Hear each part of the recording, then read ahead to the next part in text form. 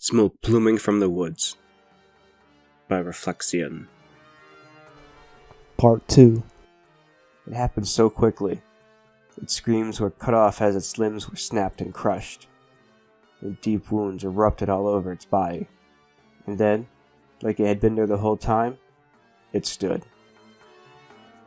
It was a nightmare. Huge.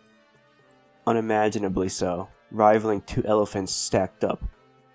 It was hunched over, resting on impossibly long and thick forelimbs ending in spindly, sloth-like claws.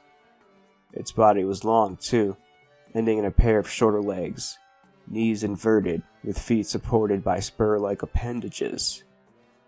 The lolling head that sat atop an arched neck looked like some bizarre cross between a horse and a crocodile. Hollow pits in place of eyes. The torn skin around its mouth revealing horribly uneven and misshapen teeth that jutted out at irregular angles. The fading sunlight glinted off of the road gashes. The fading sunlight glinted off of the long gashes covering the sides of its head. The dead creature from earlier had definitely put up a fight, but it could never have been enough. As we stood, stunned, it reciprocated our stare, the only real movements being the sets of rib-like appendages undulating under its underside, rendering the deer into a torn sack of flesh and bone fragments. The poor animal seemed to wither before our eyes as the sharp ribs forced deeper into its body, like a juice box having the last drop sucked out of it. In that moment, we were part of the herd, paralyzed. Some had already run off, but others were as statues in the presence of this beast. Another smell hit us, different from the stench of decay like earlier, but equally as sickening, like moist earth, sulfur, methane, and dead fish. Its source was clear as wisps of gas from the beast's mouth became thick, billowing fumes, rising into the evening sky. The tension was broken with the deer's mutilated husk thudding to the ground. The remaining deer took flight, scampering off into the trees, and in response the beast snapped its head in their direction. Something was wrong with its head, flopping around clumsily as it turned. I took a step back as it let out a deep, guttural rattle before bounding off after the herd, its matted hair swinging violently. It splintered a tree as it went, but was totally unfazed by the impact. We waited until its thundering gallops faded into the quickly darkening night before saying anything. "What the fuck? What the fuck was that thing?" Martin sputtered, tears welling up in his eyes.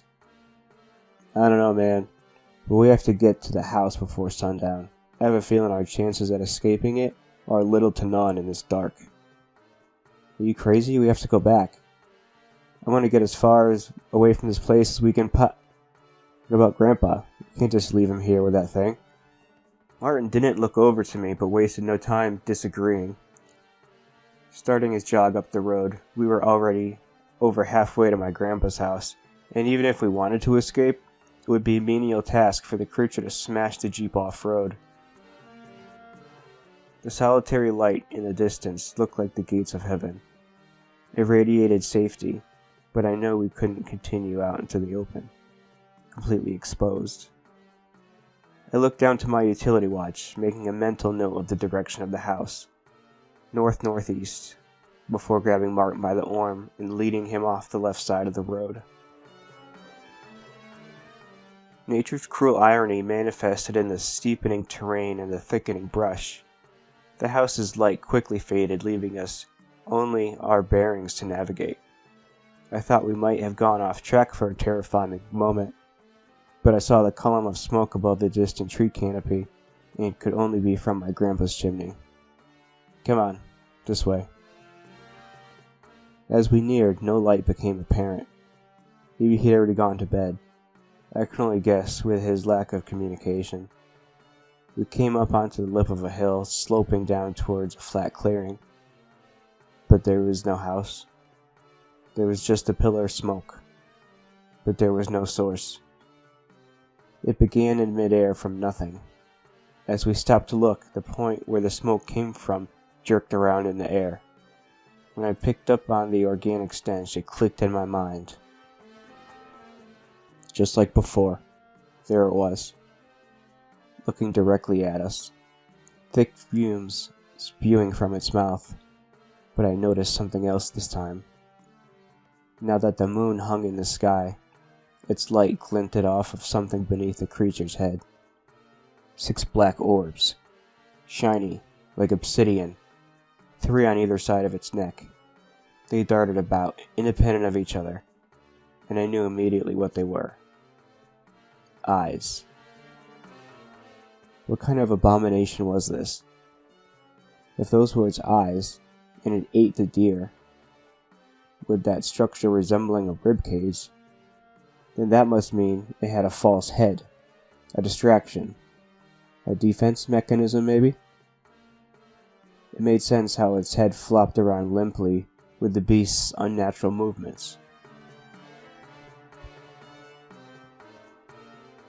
I blinked in quick succession and looked down at my watch. Due east. We had been misled. It had circled around to lie in wait for us. In one motion, I gripped onto Martin's shoulder and pulled him in the direction we were meant to be heading in a wild sprint for survival. The beast erupted into movement, ribs rippling as it let out another rumbling trill. Martin looked over to me, confused. "Hey dude, what are you doing? There's nothing to..." "Shut up." I just ran as fast as fucking possible now. Don't stop for anything. Our pounding feet were matched by heavy thumps of loud cracks of trees being smashed. I dared not steal a glance behind, fearing that even the slightest break in pace would mean death. "There!" I struggled to see what Martin was talking about until the yellow light became visible between the tree trunks.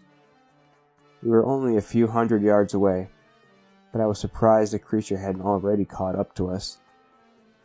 Even the trees in its way stood no chance at impeding it. It had almost caught up.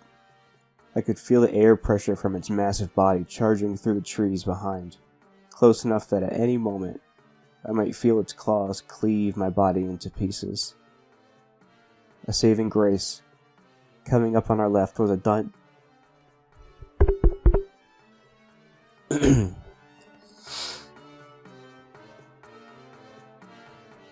A saving grace.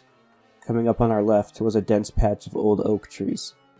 I swerved towards them, leaping through the spaces between the trunks just large enough for us to get through. I hit the ground, rolling sideways. There wasn't even time to be dazed as an immense slam sounded from where we had just been. I scrambled backwards, looking to see a great arm slinking through the gap. It was thick, but not as thick as the oaks. The claws tapped about, searching blindly for our frail bodies.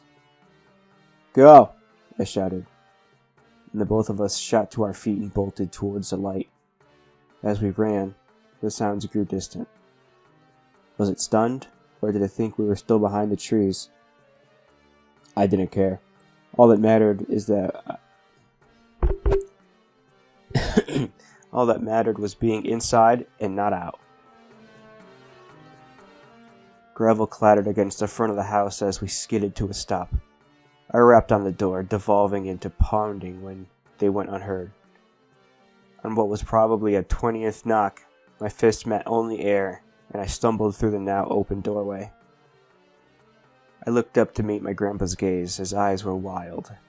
He didn't look himself. He glanced behind me at Martin, then behind him. Whatever he saw out there, his pupils contracted in response. "Hurry, boys, get inside," he whisper shouted. We filed in, and he went to bolt the door but hesitated. His hand fell limply. No use. He was right.